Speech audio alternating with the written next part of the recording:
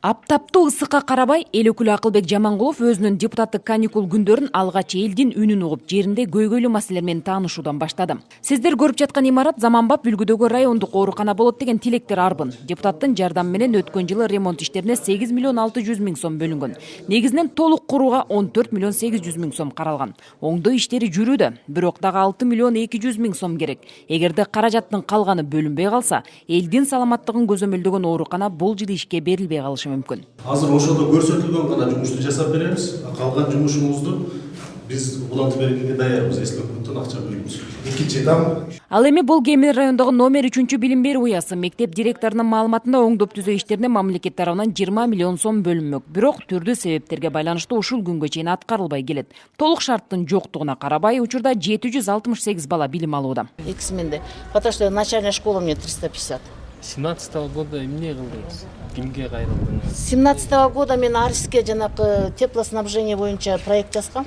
Анан биринчи баян звонок этти Арыстен, биринчи потокто 4 мектеп өттү дейт, 4 мектептин ичине сиз кирбей калдыңыз деп атат. Кемин Орловка райондорундагы социалдык объектилердин ар бирин калтырбай кылдат көрүп чыккан депутат жергиликтүүлөр менен жолугуп кенен баарлашты. Депутатка арыз муун айтууга чогулган айыл тургундары суроолорун узатышты. Биз көп сүйлөбөй, сиздер көйгөйлүү маселеңиздерди айтыңыздар.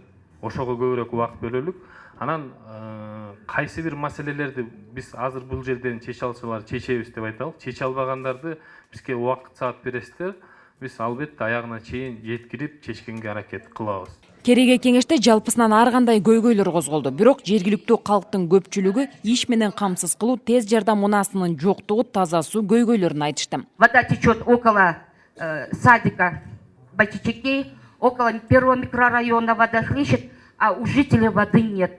Просим, пожалуйста, рассмотреть этот вопрос. Мындан башка дагы жолугушудай элдин канын кызыткан маселе кадр саясаты болду. Иш билги адистер көмүскөдө калып, тааныш билиш аркылуу жөн гана дайындалып калган жетекчилер ишти артка тартууда дейт жергиликтүүлөр. Бизде важный химия, физика, черчение сабактарына мугалимдер жок, жетишпейт. Кадровый коррупция жайнап кеткен. Бири-бирин прикрывать этишип эле жанагы башка сабактарды алып эле жүрөт.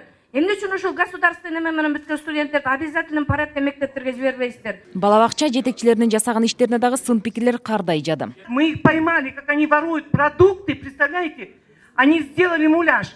Ал эми кайсы бир жылдары элдин демилгеси ашар жолу менен Нур айылында 200 бала бакча салынып пайдаланууга берилген. Кийин кандайдыр бир себептер менен башка тармакка берилип кеткенин айыл аксакалы ырастады. Бала бакчабызды убактылуу пайдалансын дегенде биз деле каршы эмес элек, тилекке каршы баланстан баланска берип саптыр. Заставага.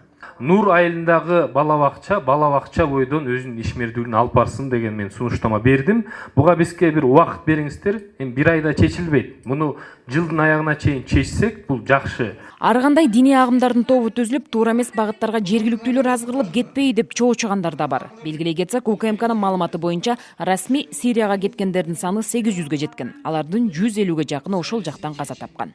Бизден бардык дүйнө жүзүндө жабылган экстремисттик, террористтик жабылган таблиги жамааты. Эмне үчүн Кыргызстанда жабылбайт? Биз ШОСТун мүчөсү болсок дагы.